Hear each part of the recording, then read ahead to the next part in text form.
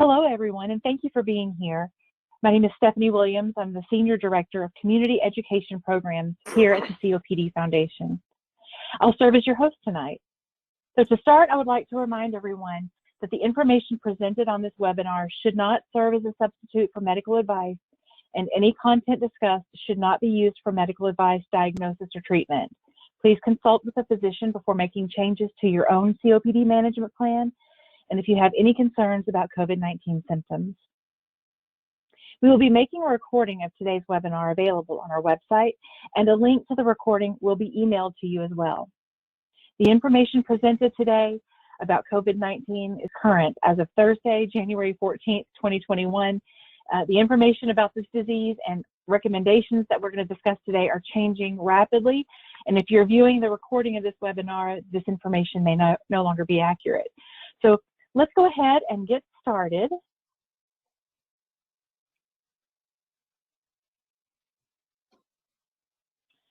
Today we'll be covering a lot of information. We'll begin by hearing about some updates on current treatments available for COVID-19, followed by a discussion of vaccines in general, as well as specific information on the COVID-19 vaccine. We will round out the presentations by learning who should get a vaccine and why being vaccinated is important. And after the presentations, we'll have a question and answer session with our panel members. We're going to learn a lot this evening, I'm sure. So today, you will be hearing from Dr. Robert Wise, who is a practicing pulmonologist and is a professor of medicine at Johns Hopkins University School of Medicine. And currently, he is the chair of the COPD Foundation's Medical and Scientific Advisory Committee. Then you will hear from Dr. Paul Sachs, who is professor of medicine at Harvard Medical School and clinical director, Division of Infectious Diseases at Brigham and Women's Hospital in Boston, Massachusetts. And then you will hear from Dr. Barbara Yawn, a family physician and experienced researcher. She's also the Chief Clinical Officer here at the COPD Foundation. Welcome to all of you, and thank you for being here. Our community is very much looking forward to hearing from each one of you this evening. And as I said, we have so much to cover tonight. I want to get right to it. So without further delay, I would like to turn it over to Dr. Wise. Thank you very much, Stephanie. When we think about treating COVID-19, it's helpful to think about the way this disease progresses and to think about what treatments are advised in each of the stages. And this schematic demonstrates how the disease progresses. First of all, there's the pre-disease condition, which where we're dealing with prevention. And I think, as all of you know, masking, physical distancing, hand washing, avoiding large groups, all are important in prevention. If a person is exposed, quarantine and isolation are important components of prevention. And then the main topic that we're going to be talking about today, vaccination, is really a vital part of prevention.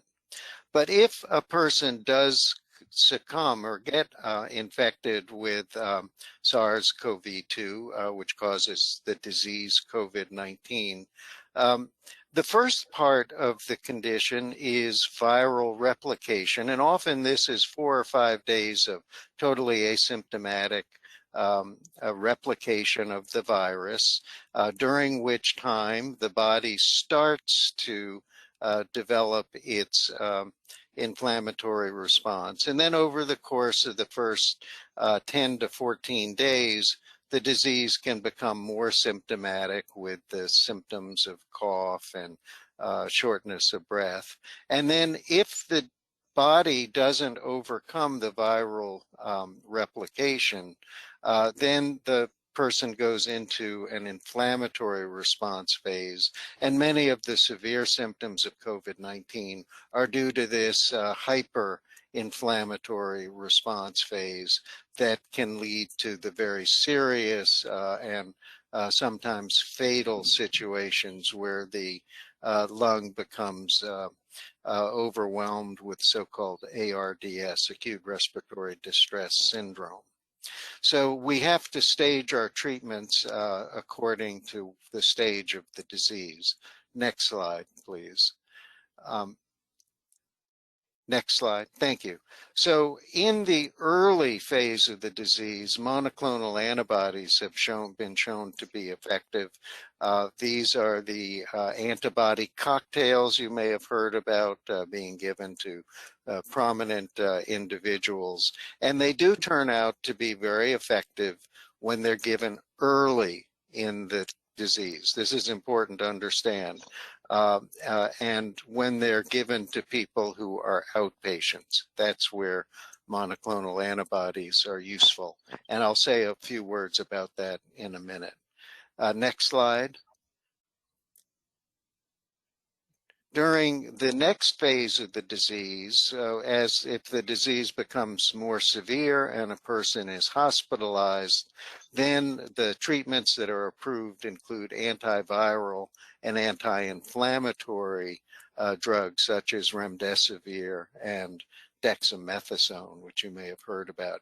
These are administered intravenously by an infusion and almost always in the hospital setting.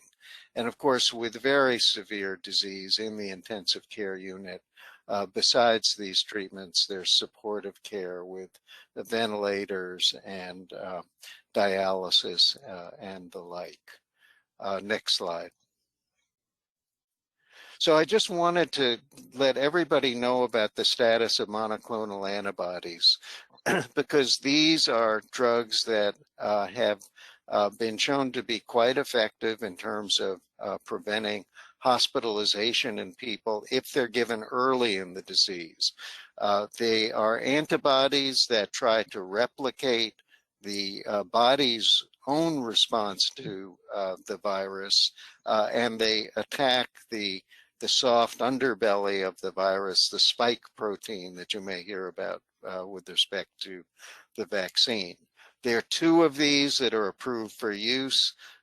They're very hard to pronounce the names, bamlanivimab, which we just call Lilly, and then the cocktail, which is Regeneron, which has two antibodies. The key thing is that these are approved or recommended mainly for people who are at high risk, that is to say, people over 55 with comorbidities, and only in outpatients and only in the first 10 days of the disease. The catch is that these require intravenous infusion, usually at a very specialized infusion center. And every state and every county and every city in the country has a different setup for where and how these are being provided. And therefore, I would recommend that everybody, whether it's for yourself or for a relative or someone else, you should find out where in your community you could go to get one of these infusions if you become ill. The other thing that's important is that if you should become ill and you think it might be COVID, get the test, because it's important that the disorder be documented, and it can take a couple days to get the test result back. And also make sure you contact your doctor early on, because he usually has to write a prescription that can involve filling out forms, and that can take several days, and you don't want that 10-day clock to run out. So be prepared to know where in your community you would go and how you would get access to one of these infusions. Next. So in hospitalized patients, I won't go into much detail, but there are combinations of antivirals and anti-inflammatory drugs. Remdesivir is the one that's most widely used as an antiviral, and dexamethasone, or more recently baricitinib, are used in the hospital, Also, low-dose anticoagulation is used in the hospital because COVID-19 is associated with a tendency to develop blood clots. There are a number of other treatments you may hear about that the recommendations are now that they can be made available, but best used in the context of a clinical trial according to the NIH guidelines. These include convalescent plasma, IL-6 inhibitors like tocilizumab that are used for arthritis, and then a whole host of other anti-inflammatory and antiviral agents. Next slide.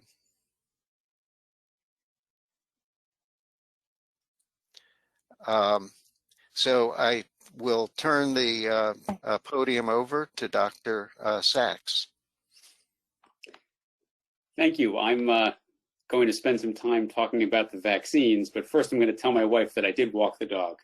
Okay, so anyway, so I think it's helpful for us to think about what our vaccines are going to do for us. And the thing to remember is that the vaccines, they mimic getting natural infection. And in the best case scenario, they're actually better than getting natural infection. So for example, the measles vaccines that we get as a kid, they protect us from getting measles, and they're also way less dangerous than measles. And that is exactly what we're hopeful for with the COVID-19 vaccines.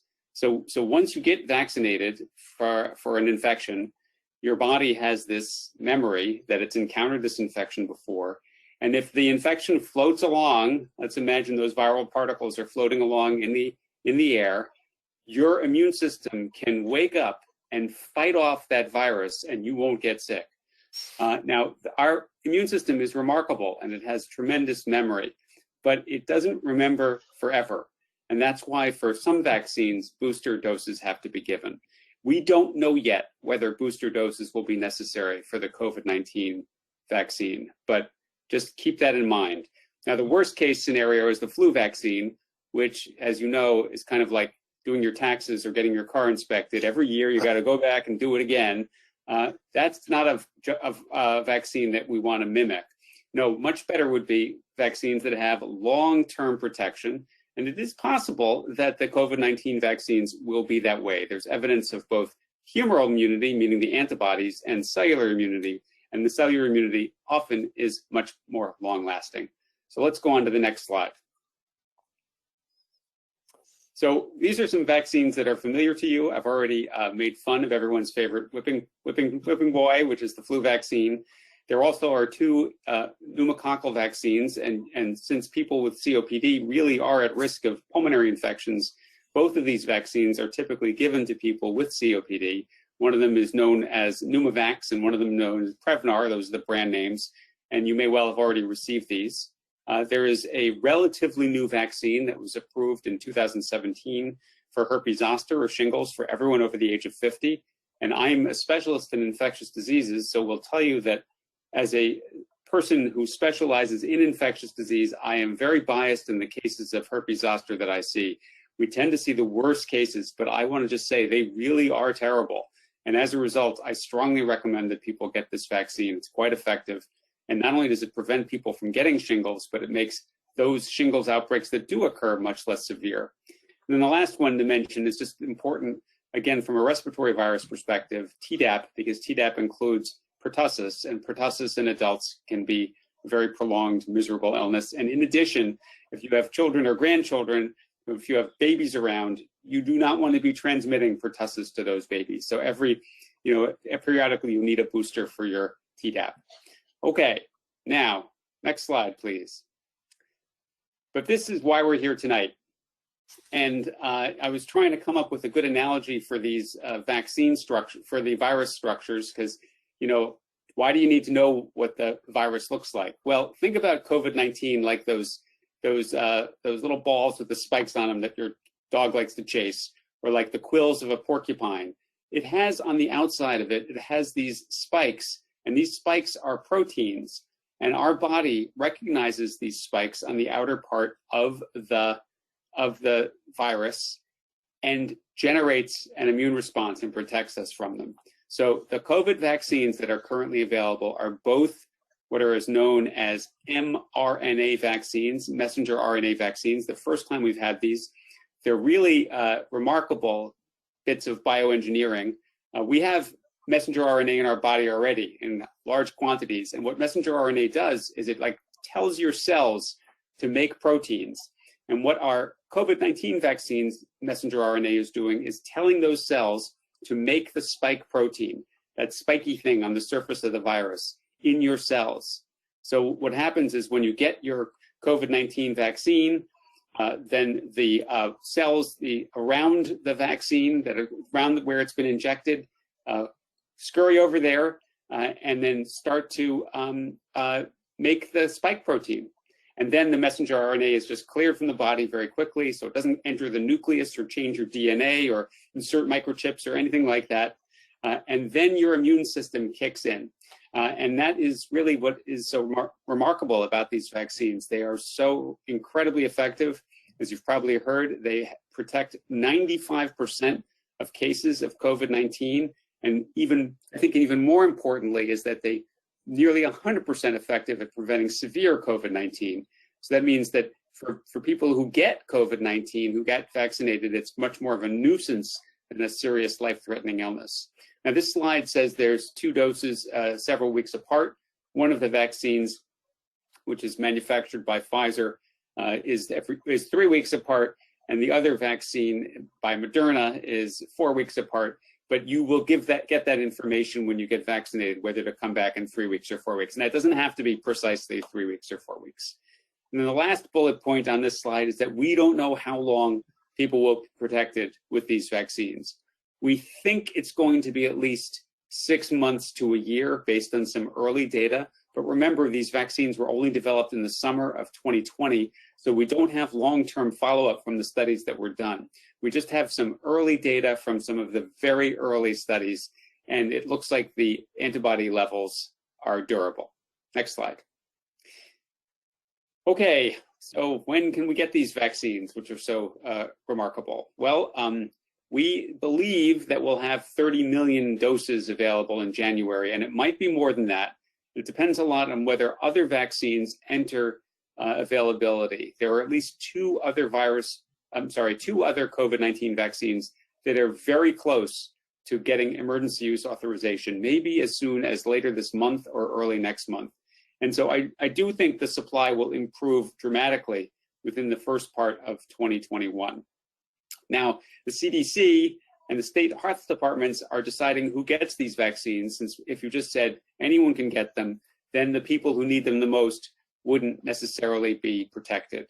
And so most of the guidelines in most of the states, and it does vary from state to state, target first healthcare workers, both because you want to protect healthcare workers and you don't want healthcare workers to transmit the virus to patients, as well as people who are older, because age is the biggest risk factor for severe COVID, and or have underlying medical problems.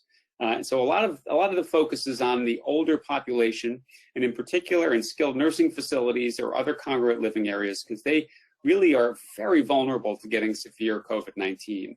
And then you can read the slide and see when else we're going to be rolling it out further. If I had to put my best crystal ball estimate as to where we'll be, I think that in March, we'll be able to expand it to all people over 65. And then soon after that, April, May, we'll be able to roll it out to the sort of broader population of people who want to be vaccinated. And this will include other people who are in critical positions. Now, this slide puts teachers pretty far down the list, but actually I think that teachers will be moved closer to the beginning just because it's so important to get our schools back open. So that's a brief summary of where we are with the vaccines. I want to spend most of our discussion tonight answering your questions. So let's move on. I think now, Dr. Yawn, you take over from here. Thank you. I do want to just follow up on something that you did say, Paul, and you were saying that when you get the vaccine, it makes the spike protein. But the spike protein is not what gives you COVID or all the symptoms, right? You have to have the whole virus to get that. Those spike proteins by themselves won't do it. There's no whole virus in these vaccines. These vaccines are virus-free. All they have is the spike protein, the messenger RNA, which tells your body to make spike protein. And then once your body makes a spike protein, it's gone. It gets cleared by your immune system. Thank you. I just wanted to clarify that, make sure I understood too. So let's talk about who needs the vaccine and why. You heard the who needs to be vaccinated, and it has to do with, as Dr. Sachs said, first, who is on the front line and most likely to be exposed, and who do we not want to be sharing it with anybody else? And those are the frontline healthcare workers, those that are 75 and older, especially the ones in the assisted living or group living, nursing homes, places like that, where it is very difficult to do all of the hand washing and the social distancing or the just distancing, physical distancing. And then the people over 65. I always love this when it says advanced stage. Advanced stage is about 95 as far as I'm concerned. But in this, we're talking about anybody over 65 is at increased risk for more severe disease. So we have all of these people that need to be vaccinated. Next slide, please.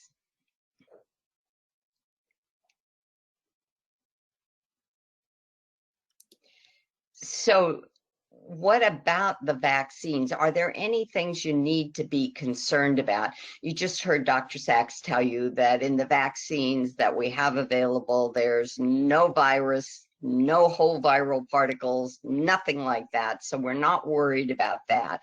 But there are a couple of things that you may want to discuss with your doctor or nurse or whoever before you get the vaccine.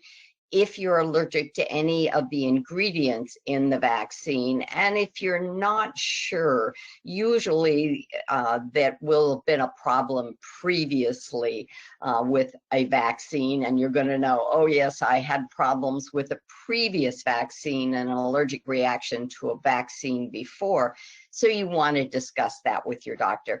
Remember, there's a difference between the typical reactions to a vaccine, like a red, sore, swollen arm, or with this vaccine, potentially some aches and low-grade fevers. That's not an allergic reaction. That is an expected inflammatory reaction to the vaccine itself. People who have autoimmune diseases, you may want to discuss that with your doctor before you get the vaccine. It doesn't say that you can't have it, you just want to talk about it because it depends a lot on the type of autoimmune disease and how severe it is and how well it's currently being controlled with therapy. Next slide, please.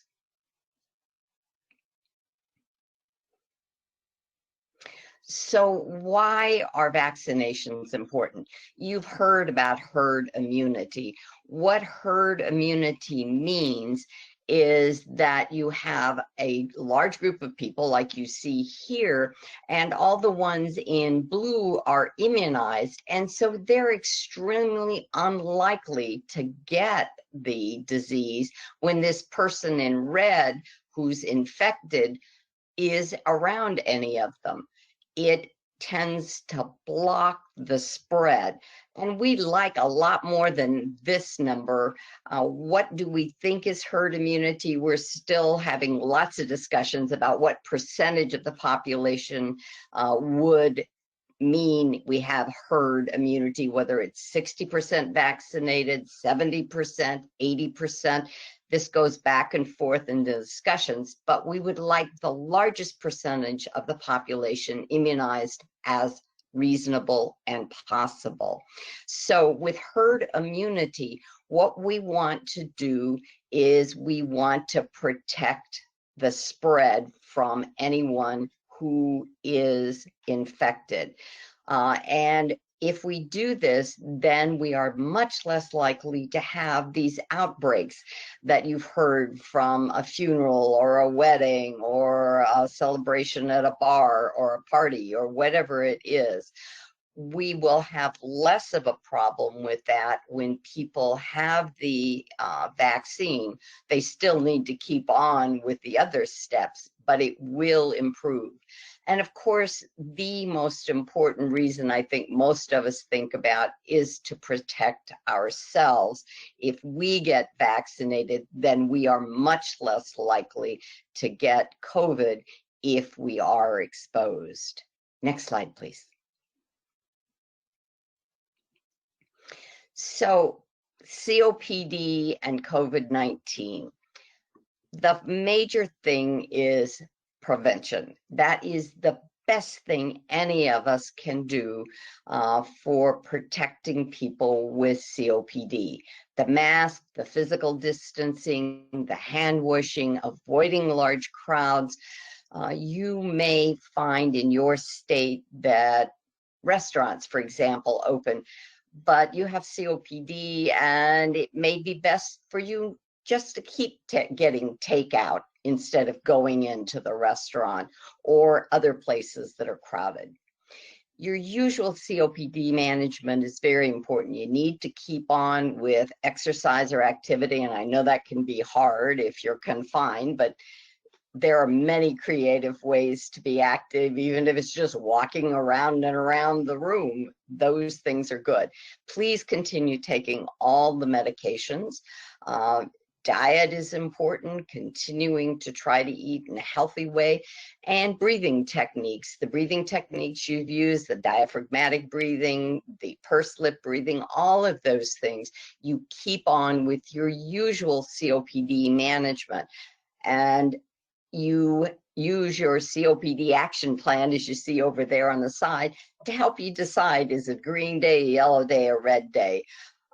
Because it is true that COPD increases your risk of severe illness, but it doesn't increase your risk of becoming infected, according to the data that I've looked at.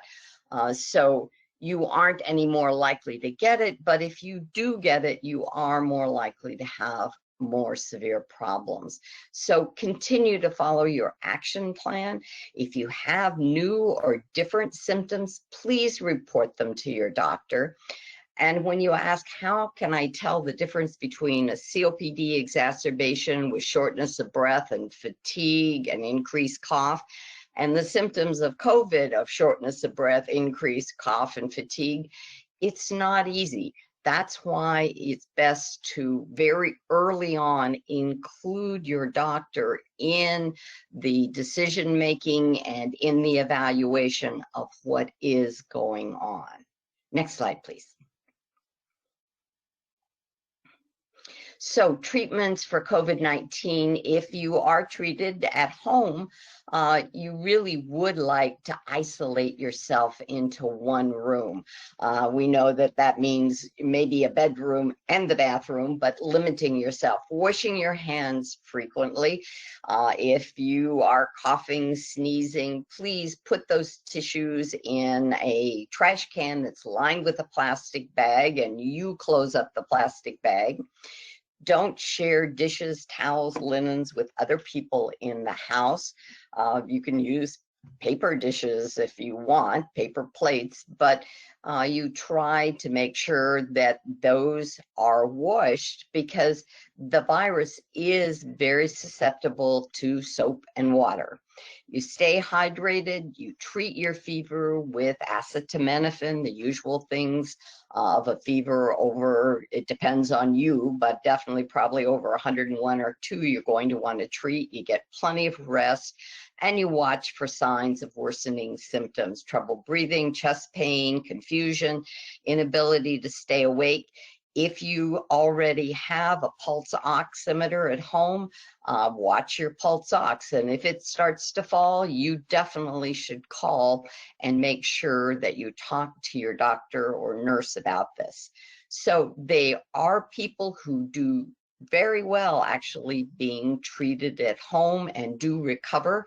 And obviously you would prefer not to get it, but if you do, you may be one of the fortunate ones who is able to be treated at home. Next slide, please. So let's go now to the questions and answers. And I think it's back to you, Stephanie. Yes, thank you. Thank you all so much for sharing with us tonight. I've learned a lot from all of you. I'm hoping that our attendees have as well. But these were great presentations, and you packed a lot into a very short period of time. I'm really impressed. So we do have a lot of questions to get to tonight. Our community has been very active in presenting questions for us to answer here. So what I'll do is I will call on one of you and then read the question. So we'll kind of take turns going back and forth between all of the panelists. So Dr. Sachs, this first one is for you. The first question says, I'm really worried about getting this vaccine, and I'm more off the fence than on about getting it. Seems that it was made pretty quickly. They're telling us it will indeed make us sick. So how dangerous is it for us, those with COPD, to get this vaccine? One of the best ways to look at the safety of anything we do in medicine is look at the placebo-controlled trials. And fortunately for both of these vaccines, there were tens of thousands of people who enrolled in both of the studies, and half the group received the active vaccine and half the group received placebo. And importantly, as far as serious reactions, in the studies at least, they were no more common in the people who got the vaccine than the people who got the placebo. Now, after it's been given now to 9-10 million people, we now know that 1 in 100,000 people will have an allergic reaction to these vaccines. But 1 in 100,000 is actually quite rare. And when you compare that to penicillin, which is about 1 in 5,000, you realize that, people take penicillin and antibiotics all the time, and they're much more likely to have an adverse reaction to those than they are to the vaccines. So I think one of the ways of also figuring out whether it's okay for you to get the vaccine is ask your doctors and nurses, because the overwhelming majority of us have taken advantage of this. This is one of the privileges of being a care provider, is that we've had early access to these vaccines, and everyone I know really couldn't wait to get them. Yes, thank you. I know a lot of my colleagues in the respiratory world were thrilled to be able to receive those vaccines and have that kind of protection. So Dr. Wise, the next question will be for you. How long do I need to wear a mask or distance from other people after getting the shots?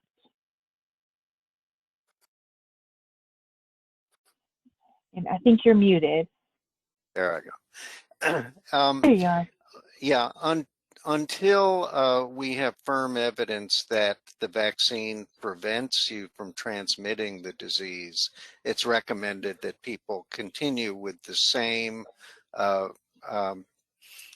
protective, preventive measures: masking, social distancing, hand washing, and until someone raises a flag and says we've achieved herd immunity and the pandemic is over and it's just a low level of coronavirus, we're going to be using masks for some time. Can I make Thank you. Yeah, I don't want people. Absolutely, yes. I think what one thing that is absolutely true, and I totally agree with Dr. Wise about, especially when you're in public and in public settings. But one could easily envision a time not too far after you've received your vaccine, because remember that the time when you really start getting protected from the vaccines is 2 weeks after your second dose. That's when the full protection kicks in, where you could have more limited social interactions that involve other vaccinated people. And I'm thinking in particular of gathering with loved ones that you may not have been able to see, or friends you haven't been able to see because of concern about COVID. That's the kind of freedom that having a vaccine will give us, and that's why we strongly encourage people to get vaccinated. I'm not talking about going in public and going to restaurants and bars, etc. I'm really talking about just an expansion of social activities that will be allowed once we have a large number of people vaccinated. I know many people have not seen their grandchildren in a long time, and they're dying to do so. Well, and also visiting elderly parents or other people in a nursing home, for example, if they've been vaccinated and you've been vaccinated and the healthcare workers there, then they are going to hopefully open up and let you go visit those people who you haven't been able to see in addition to the grandchildren. Yeah. That's a great point. I think, just to clarify, that moment that you get that second shot, you are not free to get rid of your mask. Still need to hang on to that and use the same measures that we've been using in public. Continue doing those things. So thank you all. That's a great discussion. Dr. Yawn, this question will be for you. And it's a similar one, but will life change? And in what ways might life change after getting 2 vaccines? Or do we only really see changes happening with herd immunity? Well, I think we've sort of answered that we think that it's going to be a combination of herd immunity and maybe the end of the pandemic before we really can go back to what was normal before. I do believe, and I agree completely, that when you're out in public, you're going to continue to need to wear the masks. Really, I think most of us have gotten very used to the masks, and it really is not that big a hassle when you go in the grocery store to put your mask on when you get out of the car. So I think we're going to need to continue doing that. I think we're going to need to continue avoiding the large social gatherings that are potential major spreading events. So it's not going to probably get back to what we thought of as normal until we reach herd immunity and the pandemic is declared over. Thank you. I'm going to move now to Dr. Sachs. Here's another question for you. Both Pfizer and Moderna vaccines use the mRNA model. The AstraZeneca model and others are probably on their way, and they use a live material to make their vaccine and aren't as effective. Should people with COPD be concerned about getting vaccines using live material? Are these vaccines likely to be less effective for people with COPD, or could they be more dangerous in any way? I'd just love to hear your discussion about those potential vaccines. So the vaccines that are coming soon that I mentioned, AstraZeneca and also Johnson & Johnson, they use an adenovirus vector. And adenovirus is a virus that many of us have had in our lifetimes. It's one of the viruses that causes common colds and other sore throats. And the particular vaccines, one uses a chimpanzee virus that doesn't know how to reproduce in humans, and the other one uses a genetically engineered adenovirus that can't reproduce in humans. And so there isn't any risk of these viruses disseminating widely inside your body. So I want to just make sure that people understand that these viruses were specifically chosen because they cannot replicate inside the human host. The fact that they have reported lower efficacy compared to the Moderna and Pfizer vaccines is true, but on the other hand, they also where the AstraZeneca vaccine was nearly 100% effective in preventing severe disease. And I do want to underscore this. If we are able to prevent severe disease from COVID-19, then COVID-19 turns into just another respiratory tract infection, another cold, another bug that people could pick up, and it doesn't lead to all these hospitalizations and deaths. So prevention of severe disease is a very valuable endpoint in these clinical trials. And so far, these 3 vaccines, all 3 of them do prevent severe disease, which is so important. It is important because really I see comments coming along. Oh, go ahead, Dr. Yawn. No, I was just going to say that is such an important, thing to understand, because you see they flash up the numbers. Well, this one's 75% effective. This one's 95% effective. Well, that doesn't take a lot of thought to say, well, I'd rather be 95% protected. But when you talk about the important part, the severe disease, that's something that I think gets forgotten and overlooked. So thank you. That was very helpful for me to understand that too. And Dr. Yeah, Sachs, I think so too. Dr. Sachs, how does 75% efficacy compare with the typical flu vaccine we get each year? Well, I've already made fun of the flu vaccine so many times. You're giving me the opportunity to do it again. So the flu vaccine in a good year is 50% effective. In most years, it's between 35 to 50% effective. And in some terrible years, it's like 15 to 20% effective. So we take 75% effective for a flu vaccine any time. Uh-huh. And it reduces mortality from the flu also. So that's important. Yeah, I think these are great points, because I think there's some concern, out in the community that because it doesn't keep the disease from happening, that it's not really an important vaccine to have, or that it's not really truly effective. But what you're saying is, if we can keep severe disease from happening and it just becomes another, cold-like event, that's pretty amazing. That ultimately is going to happen. It just hasn't happened yet, because when viruses are introduced into populations, they don't disappear. They just become less common as more of as Dr. Yawn mentioned, as more of the population has protective immunity. And so they periodically crop up, but you don't have what you have now, which is this virus, which has swept through an entirely susceptible population. So eventually this is going to be just what we call a prevalent respiratory infection. So that's the future. And then we can start talking about normal again. Can't wait. Okay, Dr. Wise, this question will be for you. This one says, I take steroids every other day to help manage my COPD. Does this make me immune compromised? And is the vaccine off the table for me because of this? Well, there are two parts to that question. One is, does taking steroids every other day make you immune compromised? And the answer to that is, it depends on the dose. Many people that take steroids every other day are taking low doses and actually don't have any substantial immunocompromise.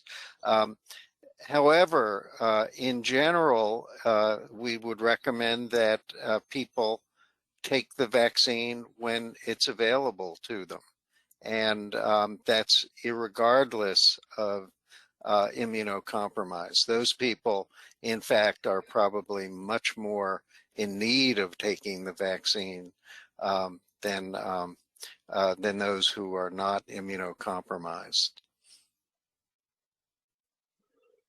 Thank you. Did anyone else on the panel have anything to add to that question? That I completely agree. We would recommend it for someone who's immunocompromised, because they're people who are immunocompromised are at greater risk of getting severe disease. One question we don't know the answer to quite yet is, how effective are the vaccines in people who are immunocompromised? Because remember, you need an immune system to respond to the vaccine. And if your immune system is suppressed, maybe you won't respond to it. And the precise answer to that question is unfortunately impossible, because the spectrum of immune compromise is so broad, and there are so many different immunocompromising conditions. There were people who were immunocompromised in the studies, but no single group was represented sufficiently for us to make a generalization that applies to everyone. But for your particular situation, the taking prednisone or every other day, I would strongly recommend that you get the vaccine, and I would be pretty confident that it would work in you. Great. Thank you. Thank you for that. Dr. Yawn, I'm going to move to you. This question asks, can I get my flu shot and COVID shots on the same day?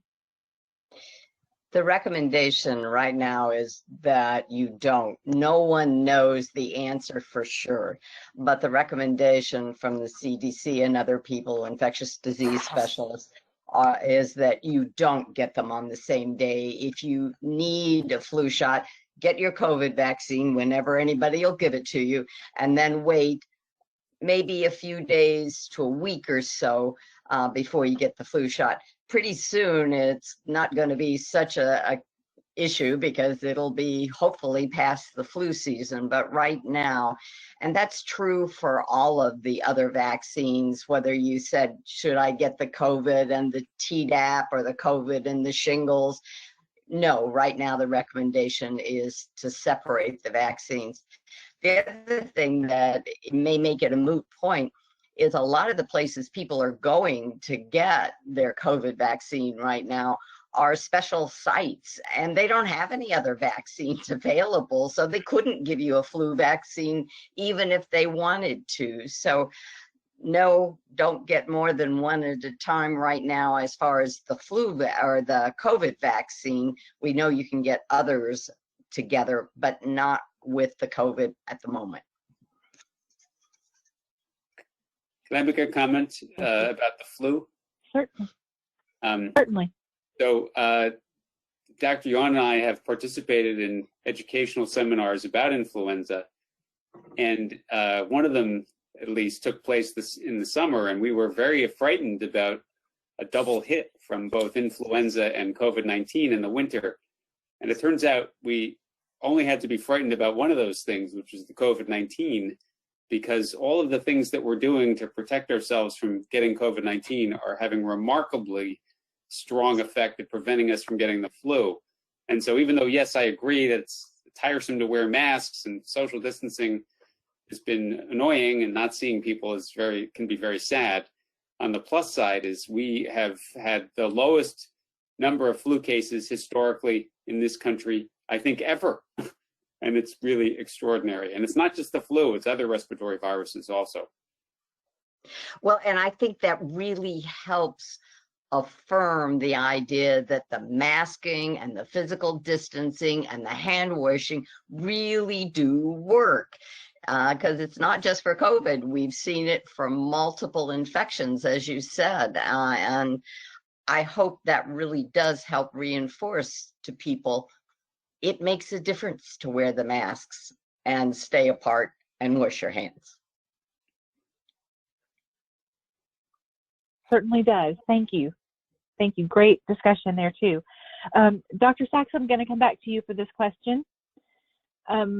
This says, if I get, for instance, the first dose of a Pfizer vaccine, does my second dose need to be the Pfizer vaccine as well? So the formal recommendation is yes, it does. However, if one inadvertently receives the other vaccine, I can't think of a reason why that would necessarily be harmful. But try to get the same vaccine that you got the first time. Now, I've had several people ask me about this because the Moderna vaccine, since, you know, it's incredible. It's only been since December that we've had these vaccines, late December, but we've already seen a side effect with the Moderna vaccine that we haven't yet seen with the Pfizer vaccine, which is sort of several days after the shot, some people can get almost like an allergic red spot on their arm that is uncomfortable. And so someone was asking me if they could switch to getting the Pfizer vaccine the second time around, and the recommendation was no. And then I just want to reassure people, if anyone has heard about someone getting this sore red spot several days afterwards, like 5 to 7 days afterwards, is that it's less likely to happen the second shot, which is surprising because most of the side effects are more likely to happen the second shot, but not this one. And it really isn't an allergic reaction to the vaccine that would say I shouldn't get it again because I'm allergic to it, right? No, it's your body's immune response in the area of where the vaccine was injected. Well, and you know, us old doctors used to tell old doctor tales that if you got a red, sore, swollen arm after you got a vaccine, it meant it was working better.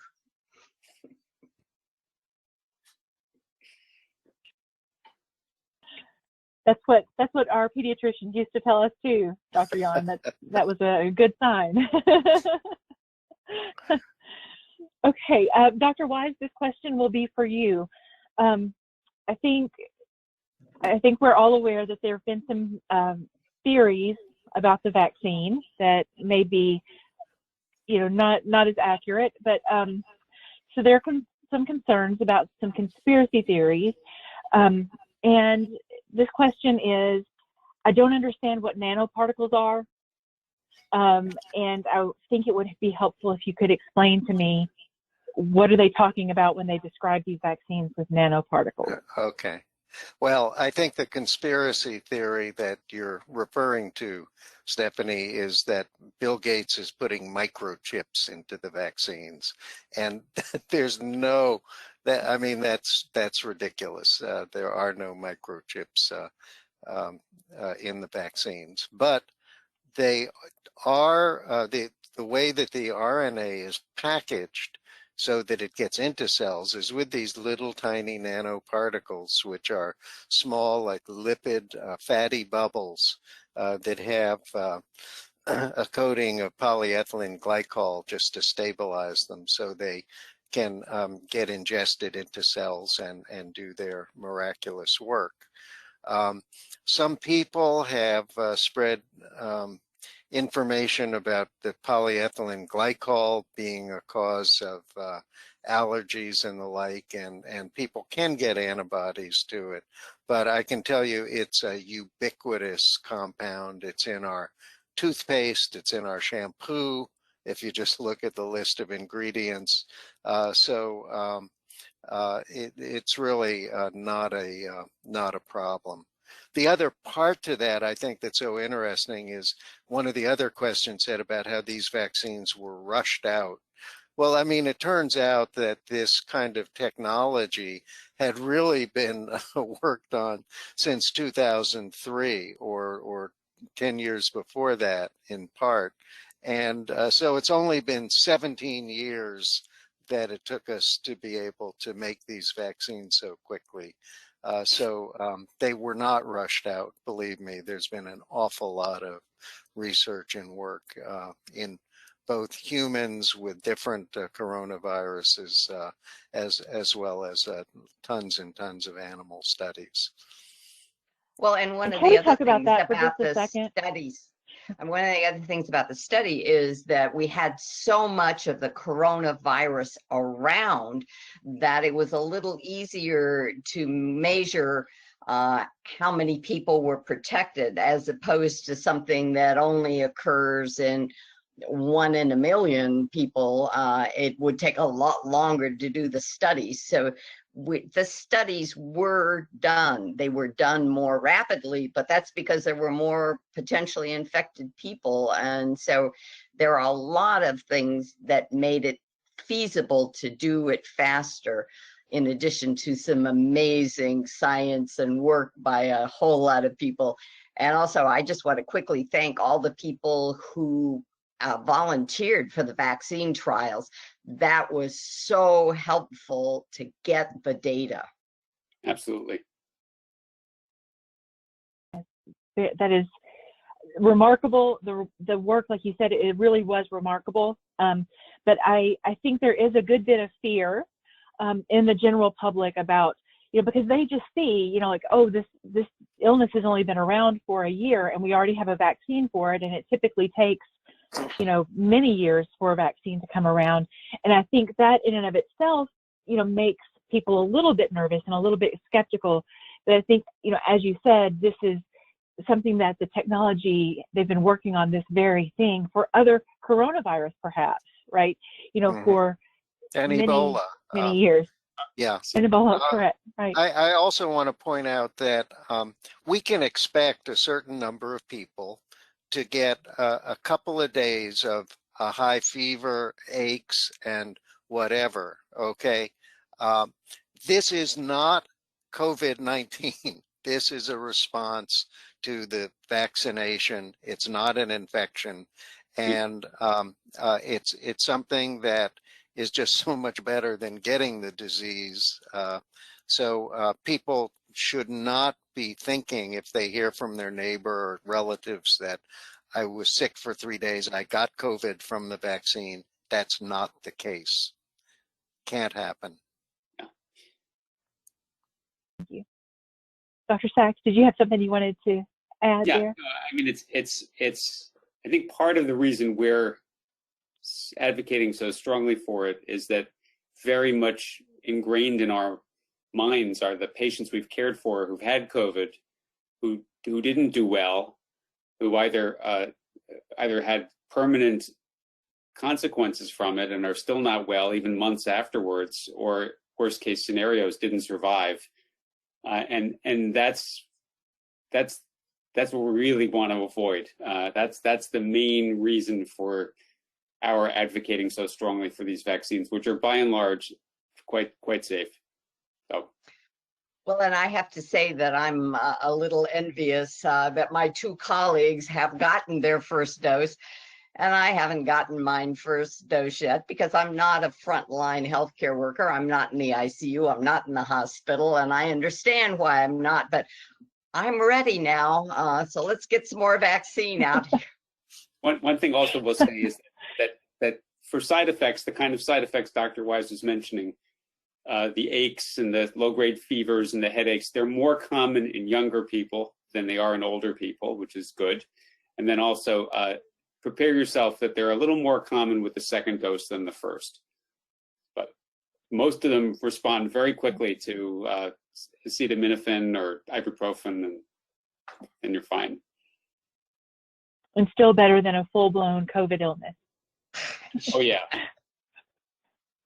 And Right. the key thing is, let's not it's miss not that COVID. part. It's not COVID. Right. Well, Don't and forget. you know, even if you're uncomfortable, you're not contagious. You're not going to harm anybody else because you had a fever and some aches. So I think that's important too. Great, thank you. Dr. Yawn, we've got a couple of minutes left here. I'm going to combine two questions for you. The first one is, do I need a note from my doctor in order to get this vaccine? And then the second part that I'm going to combine onto the back of that is there a cost for the vaccine, and is it covered by Medicare? You don't need a note from your doctor. Most of the centers will ask you a few pertinent questions before they give you the vaccine. For example, have you just had a vaccine? But no, you don't need a note for your doctor. The vaccine is covered by not Medicare, but it is basically free to everyone right now. And that is because we paid for it out of our national expenses, our expenditures. And so there isn't. One thing that might happen as it gets rolled out and is given in more and more and more places, there might be a fee at some point in time for administration of the vaccine, and that would be covered by Medicare. But right now, there is no charge to anyone. Thank you. And I'm going to try and get another couple of questions in here before our time is up. Dr. Sachs, this is for you. This question says, I have COPD and I had a positive COVID-19 test in October. Do I need to have a vaccination now, or should I consider myself okay?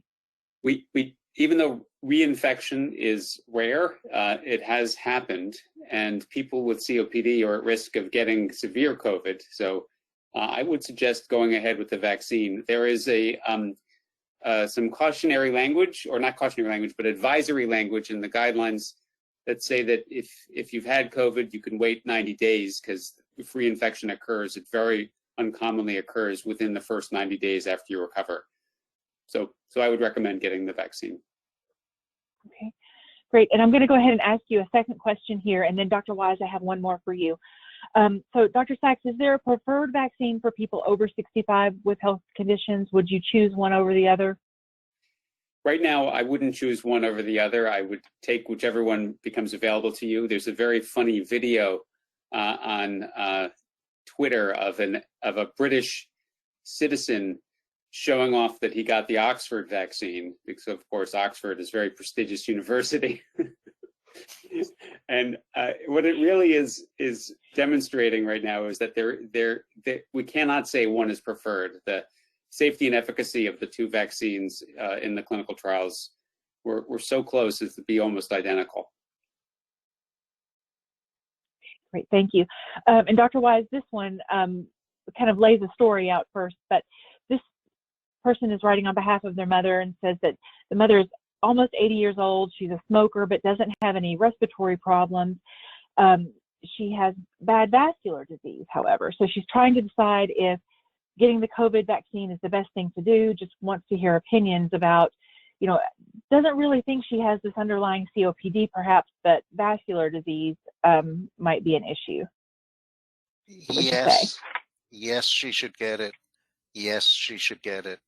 Yes, she should get it. Okay, no question about that.